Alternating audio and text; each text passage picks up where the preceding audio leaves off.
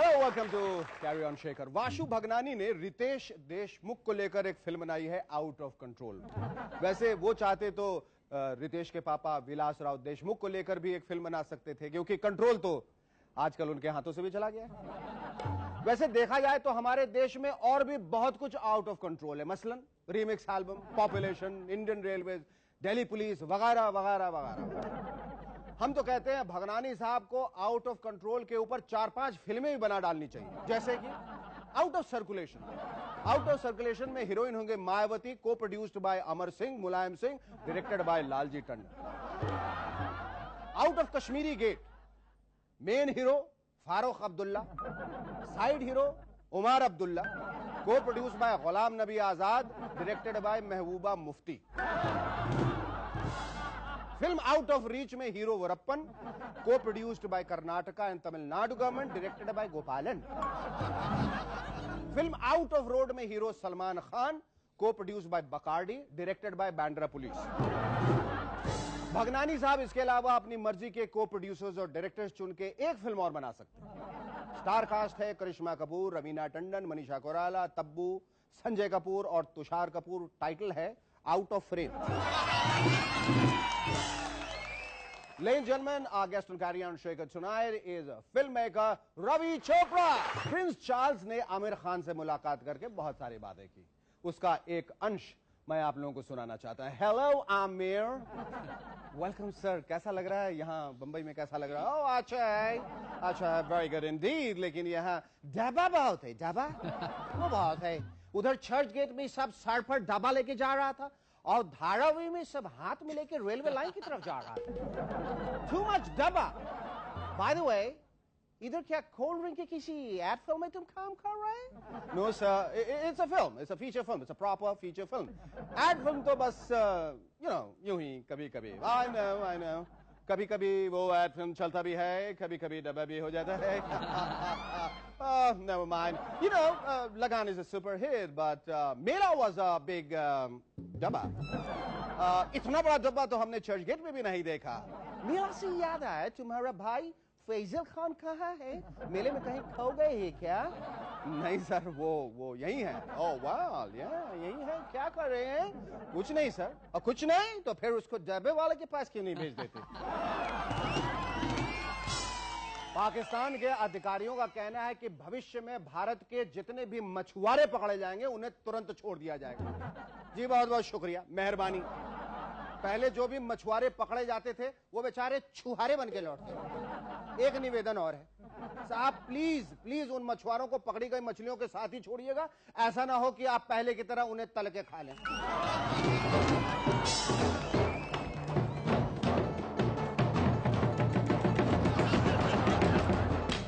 क्या है भाई? है ये मुलायम सिंह जी की पार्टी है जो घुसे चले आ रहे हो? जी मैंने सुरेंद्र के साथ बैठ के तबला बजाना है जी। मेरी तरफ से तुम उनके सर के ऊपर बैठ के ढोल बजाओ।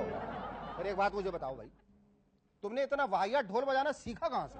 मुझे दलेरबाजी से सीखा है जी। दलेरबाजी से? पर वो तो सिंगर थे हैं, पर वो ये सब तो नहीं सिखाते। जी तुम्हारी गाल बिल्कुल ठीक है, चंगी है। हाँ। पर जी ढोल बजाना मैं उसी से सीखा हूँ। किस तरह? जी क्या है, मैंने काम वास्ते कनाडा जाना था। फिर क्या था जी कि उन्होंने मुझसे पह लिए फिर और मुझसे कहा कि तू मेरे साथ ढोलक वाला बनकर चल, मैं तुझे वहाँ पहुँचा भी दूंगा और काम भी दिला दूंगा। फिर क्या जी, मेरा ढोलक बजाकर वो इंडिया चले आए। फिर क्या, तब से ढोलक बजा बजाकर वहाँ मांग रहा था। फिर क्या जी, अभी यहाँ आ गया हूँ। पूछो फिर। नहीं पूछता। ओ जी पूछो ना जी। चलो फिर।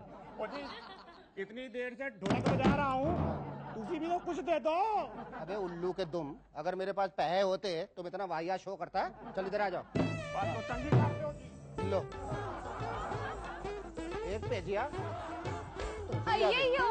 हाँ जी। अय्यो। दंगर, इधर आके खड़े रहो मेरे करीब। वो सिर्फ इंसानों को बैठने की जगह है। हमको छोड़ के इधर आ गया? अरे भाई, ये आपको छोड़ के इधर आ गया। आप किसको छोड़ के इधर आ गई? कौन है आप? क्या करती हैं? डांसर। कनाडा में ये ढोलक बजाता और हम डांस करता। बस करो यार, सुन लिया ना एक बार। हाँ।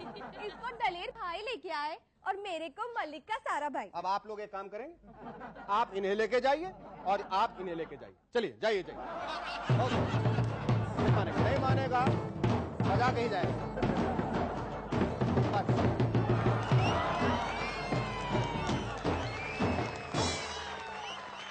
बजा ही दो यार इन लोगों के लिए थोड़ी बहुत तालियां, नहीं तो फिर आ जाएगा।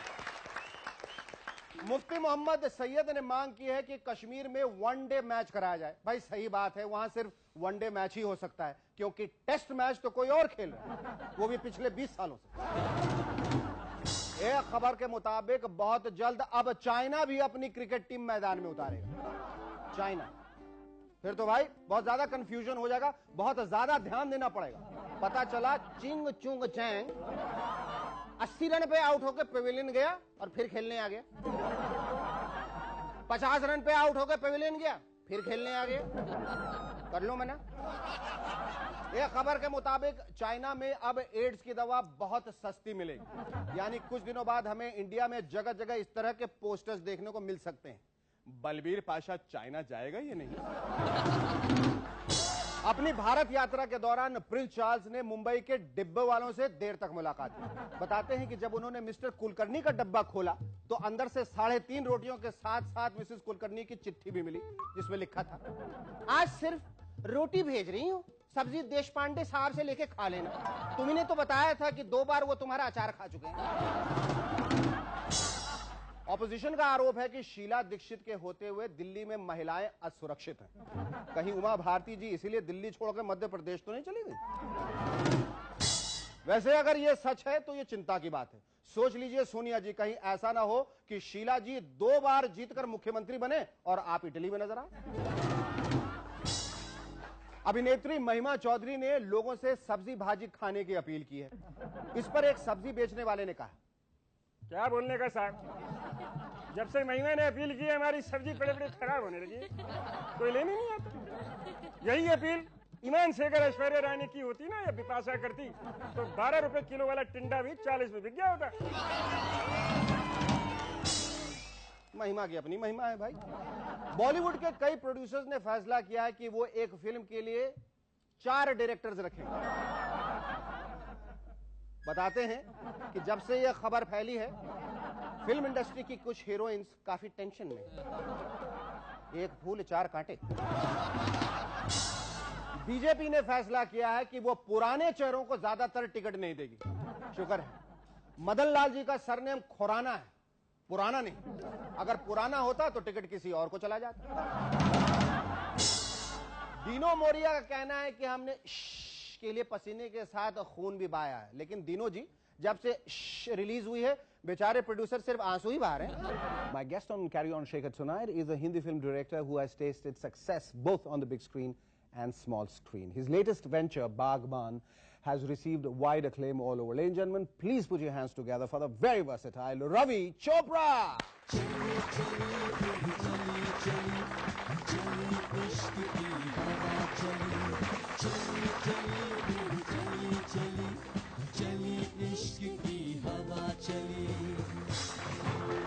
रवि, सबसे पहले तो बहुत बहुत शुक्रिया कैरी ऑन शेकर में आने का। Thank you, my pleasure. और शो शुरू करने से पहले मैं कुछ आपकी तारीफ करना चाहता हूँ, खुले फॉर अ चेंज और खुले दिल से। ऐसी बात नहीं है, मैं तारीफ अक्सर करता हूँ, लोग पहचान नहीं पाते हैं। वो छुपी हुई तारीफ रहती है, सुन नहीं पाता हूँ। हाँ, सुन नहीं पाते। एक तो ये कि आपका शर्ट बहुत खूबसूरत है, ये जो लिनन का आपने खूबसूरत शर्ट पहना, हमें पहले मालूम होता तो हम अपना सोफा बदल देते। मैंने कहा था जी कि कुछ तो कीजिए, कुछ तो कीजिए, कमीज चेंज कीजिए या सोफा चेंज कीजिए। वैसे बहरहाल हमने दोनों में से कोई चीज चेंज नहीं किया, क्योंकि आप इतने कंफर्टेबली सेटल इन हो गए। दूसरी बात ये कि दुनिया में मुझे ऐसा लगता है, और आप लोगों को इस बात पे तालियां बजानी पड़ेगी, कि दुनिया के सबसे हैंडसम और सबसे छोटे ग्रैंडफादर, इनके लिए जोरदार तालियां बजाइए। मतलब इस उम्र में, इस लिहाज से, और आप फिल्म मेकर हैं इसलिए मैं आपको कह रहा हूं कि आप किसी भी एंगल से, ना टॉप शॉट से, ना लो एंगल शॉट से, ना साइड से, प्रोफाइल से, कहीं से ग्रैंडफादर छोड़िए फादर नहीं दिखते। ये अजूबा कैसे हुआ? Mine was a child marriage. I was a child in the marriage. You were a child and you got married. Very good. ये तो बहुत अच्छी बात है, and that's why you had a very early child. You also had an early child by the name of बागबान, Yes. जो कि 30 साल पहले आपने उनको पैदा किया, लेकिन दुनिया के सामने आप उस चाइल्ड को, उस बच्चे को अभी लेके आई। क्या ये फ्यूचरिस्टिक फिल्म थी? इसी क्या होता है, कभी-कभी 9 महीने लगते हैं, but this was a real long pregnancy. Long pregnancy, मतलब पेट कहाँ तक चला गया होगा, मैं समझ सकता हूँ। पर ये जो गैप आया इतना बड़ा, उसमें तो बागबान को काफी सिंचाई और काफी खुदाई ये सब करनी पड़ी होगी। नेचुरली क्या होता है कि जब ये एक्चुअली ये प्रोजेक्ट मेरे फादर ने कंसीव किया था, लिखा था, एंड एक्चुअली वो बनाने वाले थे ये पिक्चर। मगर जैसे उनकी तबीयत ठीक नहीं थी, he was not able to do it because health wise he not been able to be very mobile for quite a while. So, but it was too beautiful a subject to let go. So I told him one day, I said, if you're not making it, let me make it. So he said, मेरे लिए इससे better चीज क्या हो सकती कि मेरा बेटा मेरा अच्छा, मुझे ऐसा लगा फिर बोला उन्होंने कि फिर जाने अगर तुम बनाने का तो जाने दो। Literally. How do you know my father? Well, I know you so well, Ravi. Forget the father. तो ये फिर आपने कहा कि आप जो है वो बीड़ा उठाएंगे और इस बागबान को जो है। तो क्या था basically the thing which I felt about this picture was, जब मैं पिक्चर शुरू कर रहा था तो हर आदमी कह रहा था कि यार सब्जेक्ट जो 30 साल पुराना है, why are you making this? So I said, see, it's not a 30-year-old project. It's a problem which is getting more today's problem than it was yesterday's problem. हाँ बिल्कुल, आज ये चीज आज ज्यादा महानगरियों में खास तौर पे ये ज्यादा हो रही है rather than 30 साल पहले। नंबर 2, मैं इसे एक रोमांटिक पिक्चर बनाना चाहता था, एक 60-year-old कपल का रोमांस।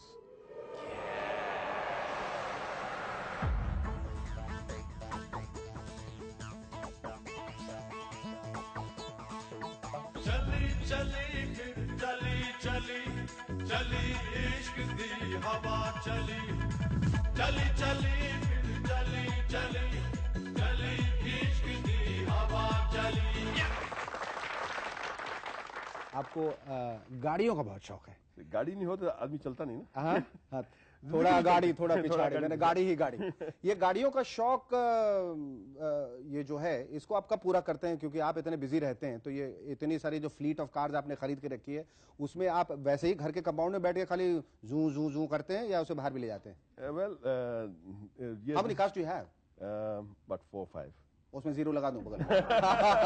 आप बताएंगे नहीं टैक्स वाले ये प्रोग्राम नहीं देखते, खुल के बताइए। कोई प्रॉब्लम नहीं है। But you have a fetish for good things in life. I love cars. Make that out by the kind of shirt you wear, the kind of colors you choose, the kind of cars you have selected for yourself, and that you got married early, and that you are a grandfather at such an early age. It's absolutely unbelievable. Ravi ji, आप एक बात बताइए, coming back to your television arm, आपने महाभारत किया आपने।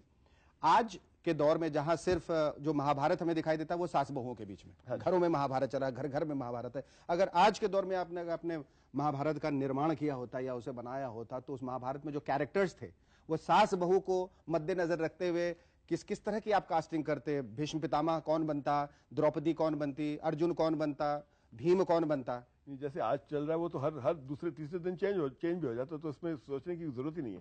Character कब आता है, कब चेंज हो जाता है, पता ही नहीं लगता। इसी देखिए, अनफॉर्चुनेटली वही जो चीज हमारी फिल्मों में हो रही है, वो चीज यहाँ पे भी हो रही है। तो पर अब आपको लगता है कि इसका जो समन्वय है फिल्मों का, टेलीविजन का जो है, वो आप साथ लेके चलेंगे? अब आपने एक छक्का मारा है फिल्मों में, अब टेलीविजन की ओर भी आएंगे? मैं दोनों आर्म्स अभी हमारे, लाइक आई सेड कि हमारे television arm is ready, is working. हमारे प्रोग्राम चल रहे हैं, 3-4 प्रोग्राम अभी भी चल रहे हैं और चलते रहेंगे। मैं पिक्चर बनाऊंगा इस समय, basically concentrate on films now, because और वो बनानी चाहिए क्योंकि इतनी बड़ी लेगेसी है श्री वी.आर. चोपड़ा जी की, मतलब इतनी खूबसूरत और सोशली रेलेवेंट फिल्में जो उन्होंने बनाई हैं, जो किसी ने भी नहीं बनाई मेरे ख्याल से। तो मैं नहीं सोच सकता किसी डायरेक्टर। मैं चाहूंगा कि ये लेगेसी आगे बढ़े, और बिल्कुल बढ़ेगी, और वो बढ़ेगी उस फिल्म से जो आप बनाना चाह रहे हैं। आप सुना कि 1857 के इर्द गिर्द वो पीरियड फिल्म बना रहे हैं आप, उसमें हम ये कहना बच्चन साहब और सलमान जी को देखें। तो ऐसा तो नहीं है कि it's strangely coincides with the rising and Mangal Pandey, तो आप you are doing a Bhagat Singh on them कि चलो तुम बना रहे हो 1857 पे, मैं भी एक 1857 में बनाऊं। जैसे ताजमहल के ऊपर 5, भगत सिंह के ऊपर 5, अब 1857 के ऊपर 5, 6 चलिए 6। नहीं, इसमें क्या है, basically my picture is not 1857, basically it's based in the British period. अच्छा। एंड इट्स बेसिकली हम ये कहना चाहते हैं कि out of all the loves in your life, the love for your country has to be paramount. So तो इसमें सनी देओल क्यों नहीं लिया आपने? बिकॉज वो तो ऑलरेडी पैरामाउंट हो गया। हाँ, अब आपने दूसरे को माउंट किया है। तो ये कहानी पर आप इस समय काम चल रहा है, रिसर्च वर्क चल रहा है। तो रिसर्च वर्क किस पे चल रहा है? कहानी पे अमिताभ बच्चन सलमान? नहीं, उस पीरियड पे। अच्छा, और क्या निष्कर्ष निकला इस पीरियड का? तो बेसिकली वी लाइक जैसे मैं कह रहा था कि अभी स्क्रिप्ट पे काम चल रहा है, and I don't think we will to start before February March. उससे पहले एक छोटी पिक्चर मैं बनाना चाहता हूँ, जिसमें मैं कहना चाहता हूँ कि money it was only meant to be means to an end, but somewhere down the line it has become the end in itself. बिल्कुल बिल्कुल। so, अब देखिए ना, मुझे भी ये करना पड़ता है पैसे के लिए, वरना मैं करता कभी। लेकिन हमें मालूम है कि जिस डेडिकेशन के साथ आपने फिल्में बनाई हैं, टीवी सीरियल्स बनाई हैं, आप जब भी बनाएंगे अच्छी फिल्में बनाएंगे, आपकी मंशा अच्छी होगी, क्योंकि आप उस परिवार से जुड़े हैं जिन्होंने हमेशा जो फिल्मों का स्तर है हिंदुस्तान में उसको ऊपर किया है। हम भगवान से एक बार फिर दुआ करते हैं कि आप जो भी करें, जहां भी करें, जब भी करें, उसमें सफल हो। Thank you so much Ravi for coming on the show. A big hand for Ravi Chopra. एक रिसर्च से पता चला है कि खीर खाने से जवानी लौट आती है। फिर तो भाई खुराना साहब को वोटरों का दिमाग खाना छोड़कर खीर पर ज्यादा ध्यान देना चाहिए, और उसके साथ साथ अडवाणी जी को भी। उनको खीर पर भी उतना ही जोर देना चाहिए जितना वो कश्मीर पे देते हैं। लेकिन इन सबसे ज्यादा अगर किसी को जरूरत है तो वो है हमारे अटल जी को। हो सकता है खीर खाने से उनकी जवानी लौट आए और वो लंबे लंबे पॉजेस लेना छोड़ दें, क्योंकि पिछले दिनों सुना है नागालैंड से लौटते समय उन्होंने सभी से बाय बाय कहा, लेकिन एक बाय और दूसरे बाय के बीच में उन्होंने इतना बड़ा पहुंच लिया कि तब तक उनका हवाई जहाज नागालैंड से दिल्ली पहुंच गया। ये अच्छी बात नहीं है। और अब अंत में एक चेतावनी, अमरमणि त्रिपाठी को खीर से दूर रखा जाए, क्योंकि उन्होंने जो खीर खाई थी वो आज भी हजम नहीं हो पाई। एक खबर के अनुसार इथियोपिया में एक आदमी लगातार 2 घंटों तक बगैर रुके नॉन स्टॉप हंसता रहा। हंसो भाई। 2 घंटों तक लगातार हंसता रहा। पता करो यार, जोगी जी के फोटो वाले स्कूल बैग्स इथियोपिया तो नहीं पहुंच गए?